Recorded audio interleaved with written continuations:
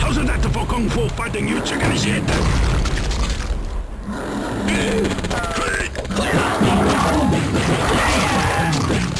Eat this pencil dick. So alternate titles for this game could be Ninja Packing Heat or Asian Duke Nukem, because that's pretty much what it is. Shadow Warrior is the last of the big three build engine shooters and noticeably the least revered of the bunch. After playing through it myself, I could definitely see why. It's not bad by any means, but it's definitely the most annoying of the three, I'll tell you that, both with its aesthetic and gameplay, which I'll touch on a little later. Lo Wang as a character is just as dated as Duke Nukem, but whereas Duke's macho attitude isn't as cool as it was in the 90s, Lo Wang's character is kinda racist in hindsight. He's just one big Eastern Asian caricature. I could definitely see someone getting offended by his character, and I honestly wouldn't blame them. Born, baby, born. Frames are get the higher. However, I'm not gonna act all holier than thou and pretend like I wasn't amused by some of the stupid shit that he says. Holy pieces of shit. And balls. Squishy peanuts. Lo Wang soap you good. La la la la la. 3D Realms does lose me with all these naked anime chicks everywhere though. Their juvenile sense of humor is turned up even higher here, and it could be pretty eye-rolling at times. I mean, there's a joke about rabbits fucking, for Pete's sake. Horny rabbits. It's obviously not to be taken too seriously though. However, just like the other games I mentioned, I do appreciate the little Easter eggs scattered throughout once again.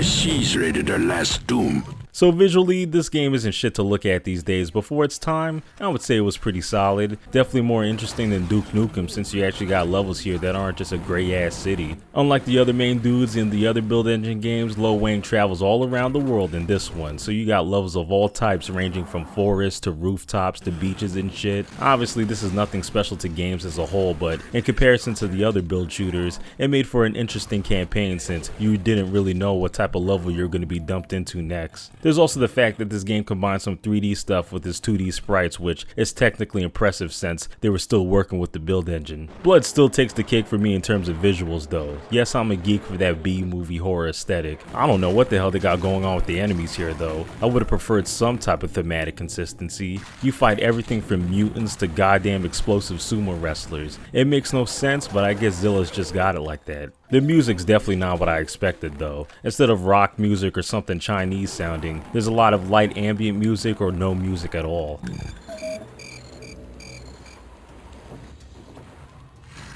So I don't think I really gotta explain the gameplay in this game. It's mostly Duke Nukem again. You go through labyrinth-like levels, killing everything in your way while searching for keys, and once again you're packing all types of heat to destroy enemies with. Lo Wang definitely had some interesting stuff up his sleeves. Being able to throw hands and chop people up with a katana already makes this game pretty badass. But then you got other dope stuff such as the railgun and the Guardian's head, which is also pretty dope and satisfying to use. No, you're not tripping. You use a damn orc head as a weapon in this game. And the crazy thing is, that's not even the craziest thing you got. You can find a fucking nuke and just lay waste to everything in your way with a single shot. Stand by. 3, 2, 1. All systems ready. Warning. This could be to die.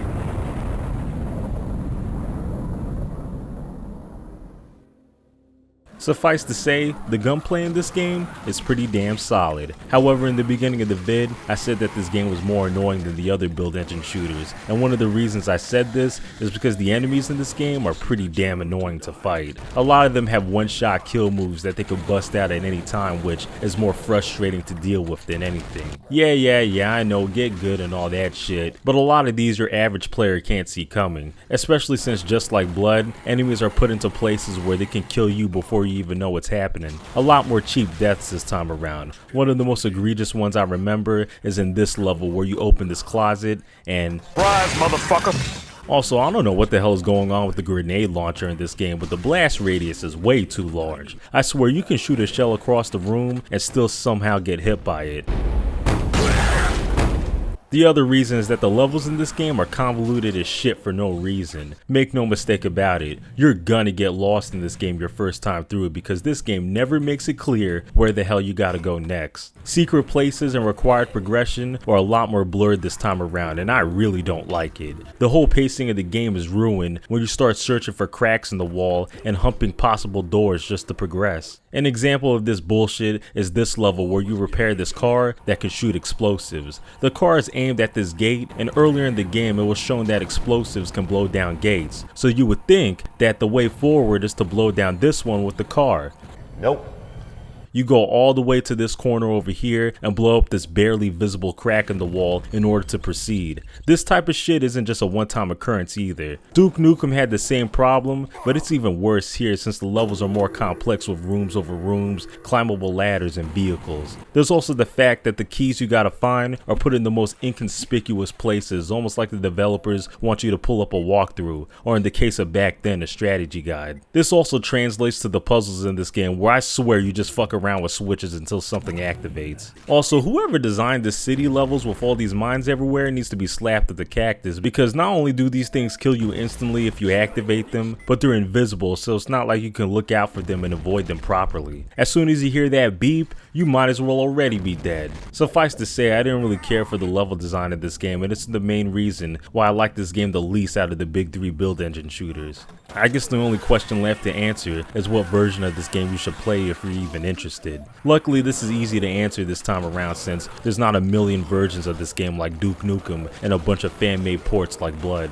There's the original 97 DOS version and the remaster, or Redux, whatever the hell you want to call it. The original version is free, which is really dope, especially if you're broke as hell. Only drawback is that it's the original, so the resolution is not scaled up for modern computer screens. This is where the remaster comes in with its 920 by 1080p glory, but unfortunately that costs 10 buckaroos. I still say just get it, since on top of a crispier resolution you get both DLCs.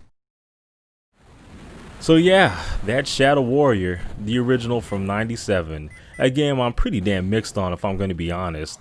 I liked it well enough, but I don't think I like it to the point where I would recommend it to others. Although the shooting in this game is really solid, a lot of other aspects of the game haven't aged very well. I would only say check this out if you're already into retro shooters, but then again, if you're into retro shooters then you probably already played this anyway. Anyway, that's all I gotta say about this, so until next time.